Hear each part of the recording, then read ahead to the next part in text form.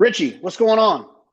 Everything's good. We're getting down to the Breeders' Cup. I love the cycle in racing, right? In the spring, in the winter, we're pointing towards the Derby, the Classics. The spring, we get there. Then we're looking for Saratoga. We get into the fall after Saratoga, and we're looking for Breeders' Cup. And then next year, it starts all over again.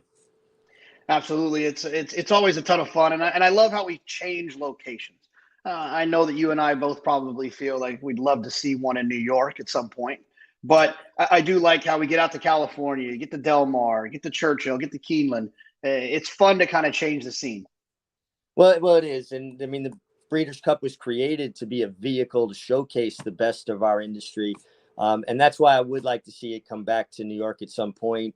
The East Coast, give, fans an opportunity to see it in their backyard as opposed to having to get on planes and book hotels. Again, it's supposed to be a promotional tool. We're going to talk a little bit these next couple of minutes about the sprint. One of the most exciting races, 6 furlongs, fast and furious, some of the fastest horses in the world. And I think that the conversation in this race, in this year's edition, should start with horses that's names start with Jack. We'll go with Jackie's Warrior, the elder of the two. What did you think of Jackie's Warrior's performances this summer at Saratoga? And do you hold his last race against him? I don't hold the last race against him. I think he got run down by a good horse in Cody's Wish. I also wonder if he's not a horse that would be a little better served going faster. Now, turning back to 6, I don't think Joel Rosario is going to be as careful as he was going 7. Also, I think there's a little bit of overconfidence that comes with winning as easily as Jackie's Warrior was winning. So then when you really need to reach down and get it, it's almost like a bit of a surprise. I think that he'll be a little bit more honed for this. I think they'll let him bounce going 6 furlongs. Why save anything? It's his last start of his career, so there's no tomorrow, basically, as far as racing goes. I love that his last work was as sharp as it is. Steve Asmussen is a master at preparing a horse for the challenge in front of him, and I just love the way he raised the tempo. And his penultimate work being 58-3, that signals to me that this horse is going to be honed for the best race of his life. And if you look at Steve Asmussen's typical works, you don't see 58s. You see 103s with talented racehorses. The fact that Jackie was able to do that, I think, kind of signals to how ready he might be. And then there's the other Jack Christopher. The 3-year-old taking on olders, but he's been brilliant around one turn. If you owned, trained, or rode Jack Christopher, would you be happy about the decision to run in the sprint, or would you be hoping for the mile? It's interesting. I just think because it's a 2-turn mile there at Keeneland, I think they went the right direction, keeping him at 1 turn. And he's fast. Let's not, undersell how quick he is. I mean, he's got the ability to stalk, which is beautiful. And I also think post positions are going to play a very strong hand in exactly how this race shapes up. But he's tactical. He's quick. I mean, his Alan Jerkins, laying off a 22 flat, 44-2, and finishing the way he did. I don't think 6 furlongs is any issue at all. He's 1 for 1 at the 6 furlong distance. Anytime you've got a good 3-year-old, you've got to try to stretch them out. You got to see where you fit, trying to get those more classic distances. I think they recognized right away after the Haskell, hey, this is a good horse, but he doesn't want to go that far, and he's better around 1 turn. It's interesting, though. He's 3. He looks like, I would believe he's going to have a 4-year-old campaign. Jackie's Warrior's 5. This is the last race of his life. I just think they're meeting at different stages of their career, and it was always my experience watching good horses as a kid. Affirmed was beaten by Seattle Slew when Affirmed was 3, Seattle Slew was 4. Affirmed beat up on Spectacular Bid when Affirmed was 4, Spectacular Bid was 3. And I just going to always give a little bit of the edge to the older horse in these situations. When it comes to the distance of the sprint, the boys' edition is at 6 furlongs, the fillies is at 7. I think that has something to do with why we're going to see Kamari likely run against the boys going the 6 furlongs. Do you have any preference or thoughts about those distances? Do you wish the fillies were at 6? Are you glad they're at 7? Do you wish the boys were at 7? Are you glad they're at 6? Do you have any feelings about those two distances as it relates to those two races? Well, before there was a Breeders' Cup filly and mare sprint, you got fillies in the Breeders' Cup Sprint, and they won it as well. So I think in some respects, having a filly and mare sprint is going to detract or take away or water down a little bit the Breeders' Cup Sprint. So I am happy that they are two separate distances, because Kamari, obviously, Wesley Ward feels she's better going 6, and he's going to take his best chance against the boys, as opposed to stretching out another furlong with the fillies and mares going 7. So I am happy that they're different distances, albeit a furlong, but that furlong could be an awful long furlong for some horses. It could be Heartbreak Alley.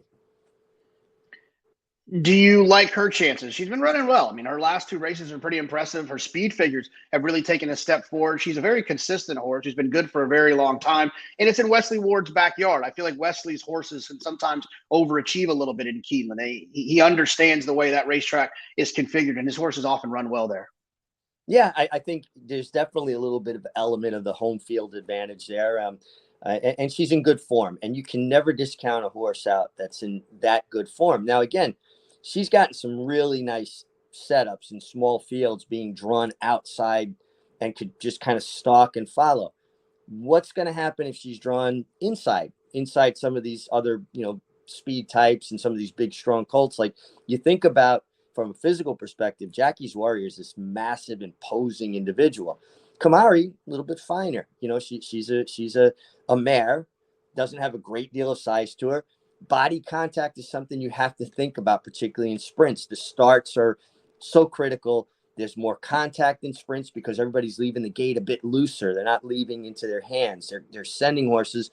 Horses have a tendency to go left or right. In this day and age where we don't see gate fouls adjudicated, there's going to be horses that are going to get bounced around leaving the starting gate. So, again, post positions are going to be critical. And if Kamari draws outside the other main speeds again, and she can sit that kind of trip, you have to respect her because she's shown her talent. A little late to the party in terms of horses like Jackie's Warrior and Kamari and Aloha West, last year's Breeders' Cup Sprint champion. What did you think about Elite Power? We saw Elite Power a couple of times this summer and early fall in New York. Speed figure's not that impressive, but he's on a 4-race win streak, and he's been visually impressive. Visually impressive, a horse that's kind of, you've watched the maturation. Always a very strong, physically imposing individual. Didn't really see the mental progress until his 4th start. And now it's like you can see a much more professional horse, much more focused horse. But if you look at the Vosburg, that was a glacial pace for these caliber of horses. So he did what he was supposed to do, and he was impressive doing it. He's going to see a whole different kind of heat. I mean, I think if you want to put it in baseball analogies, it's like hitting a guy in the AAA and then going up to the show and the kind of smoke he's going to throw. It's going to be a little bit of a shock to him as fast as they're going to go early here compared to what he got to do in the Vosburg. Richie, if you got to have your choice to be on the front end when they turn for home in the Breeders' Cup Sprint, or sitting 6th with the 44 fractions in front of you, what would be your preferred ride in that situation? Well, again, you just said it. Pace makes the race. If they're going extremely fast and it's contested, of course, you'd rather be on a closing type of horse that's comfortable doing that. I don't know how you're looking at this sprint. I'm not seeing the kind of speed we've seen in some previous Breeders' Cup sprints. I mean, they're fast horses, but I don't know that we're going to get that 21, 44, even we've seen 43 and change at times. I'd want to be on Jackie's Warrior, and I'd want to be on the lead, and I want you to come and have to catch me. And I'm not leaving any meat on the bone. This is his hurrah. We're going all in, all you can eat right there. Come and get me.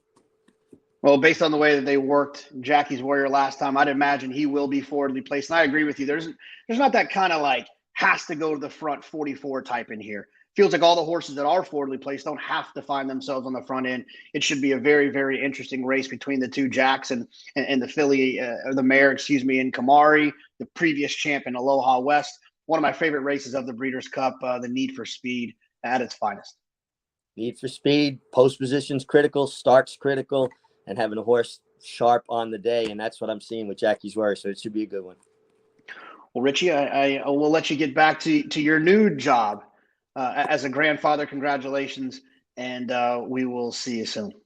Thank you very much. Really appreciate it.